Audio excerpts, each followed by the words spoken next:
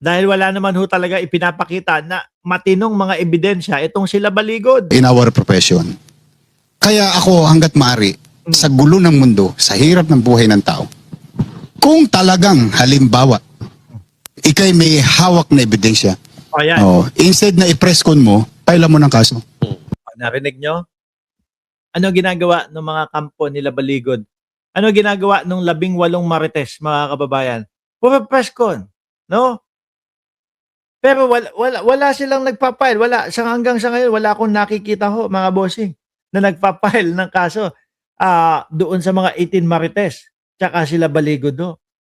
Ang gusto kasi nila, bakit puro press con? Gusto nila mahimok yung taong bayan, mapapaniwala nila yung taong bayan, no? Na eto, mali-maleta, ganito, ganyan. Picture tayo, maleta sa harap ng eroplano. Eh, yung maleta at eroplano, pagsamahin mo yun sa isang litrato, normal naman po yun. Pumunta kayo ng airport, makikita nyo, kadalasan magkasama, no? Magkasama yung eroplano at mga maleta. Dahil ginagamit po ang mga maleta sa pag-empake ng mga gagamitin mo. Di ba? Nung mga gusto mong dalhin doon sa biyahe mo. Oh, anong sinasabi ng mga DDS na yun na yung ebidensya? Pampulpol na ebidensya ho yun, mga kababayan. Tuloy, Yorme. I-file mo talaga, tuluyan mo at hayaan mong husgado ang magsabi kung ang hawak mo ba'y mabibisa. Kung King ina. Ay, sorry.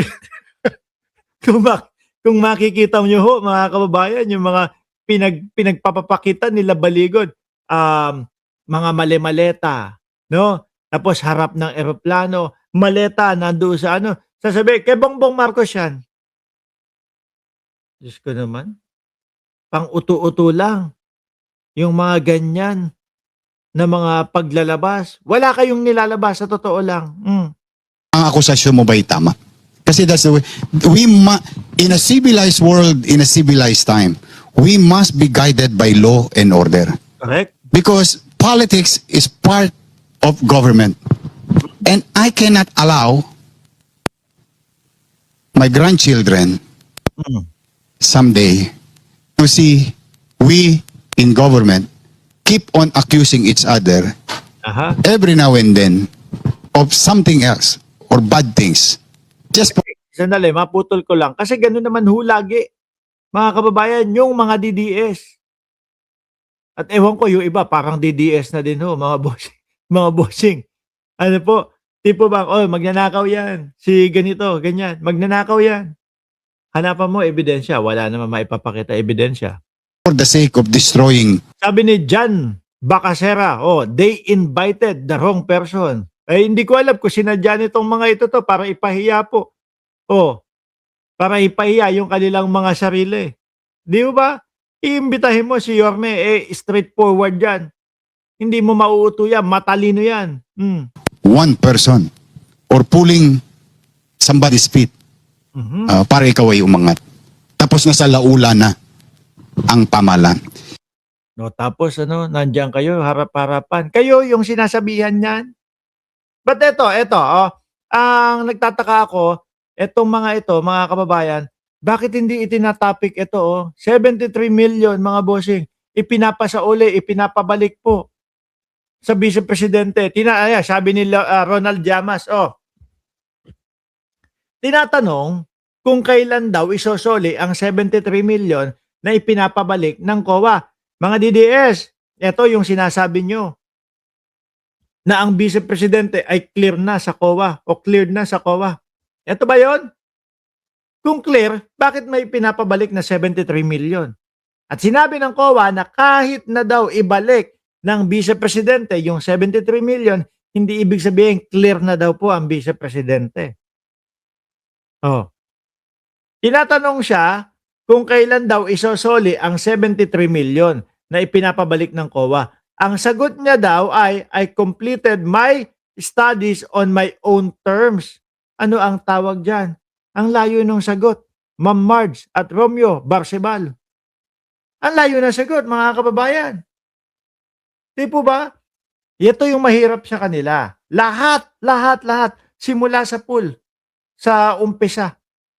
Lagi nilang nakalihis o yung mga sagot nila laging nakalihis ho, mga bossing. Hindi sila rumerekta doon sa kung ano ang tanong, siya ang sagot. Ganyan ho ang mga DDS. Tanungin mo 1+1, sasagutin ka ng Pilipino o sasagutin ka kung, kung, sa, kung saan ho. 'Di ba? O kailan mo ibabalik yung 73 million na itong sinasabi ng COA? Ganito na lang po, no? Ibabalik po namin yan kasi ganito, ganyan. Kukuhanin po namin dito kasi nandun naman po talaga yan. Nakatago lang, hindi lang namin nagastos, etc. Whatever. Yun yung sagot mismo doon sa tanong. Pero yung I completed my studies on my own terms, malayo ho ata iyon. Parang impeachment lang po yan. No? Parang impeachment lang po, no? O ganito, sinasabi nila na yung pera daw nung confidential funds, winaldas mo. Ano ang sagot mo doon? O eto, sinasabi nila na meron daw bribery na nangyayari nung ikaw ay nando sa Department of Education. Anong sagot mo doon? Sinasabi nila, plano mo daw ipapatay si Pangulong Bongbong Marcos, asawa at yung pinsan. Ano ang sagot mo doon? Sinasabi ni Madriaga na gumagastos ka daw nung panahon ng eleksyon galing doon sa pondo ng Pogo at doon sa mga Parmali. Anong masasabi mo doon? Sagot po nila, pinupolitika lang po kami niyan eh. Sagot ho nila, mga kababayan, kasi po ako yung tatakbo, nagdeklara po ako, natatakbo po ako eh. No? Sa pagkapangulo, kaya ngayon ang ginagawa nila, pinupolitika nila po kami. Biruin niyo ho yun, mga kababayan. Ang layo ng mga sagot. Hindi nirerekta. 'Di ba? Yung mga tanong. Kaya ang mamamayang Pilipino, lagi pong nag-iisip. Guilty siguro tong si Sara Duterte. Hindi makasagot eh. Hindi sinasagot yung mga Hindi sinasagot. Ito, yung sa mga impeachment, 'Di ba? Sara Duterte's answers impeachment complaint. Lawyer cites a non-uniform standard in substance. Wala, malalayo ho yung mga sagot nila.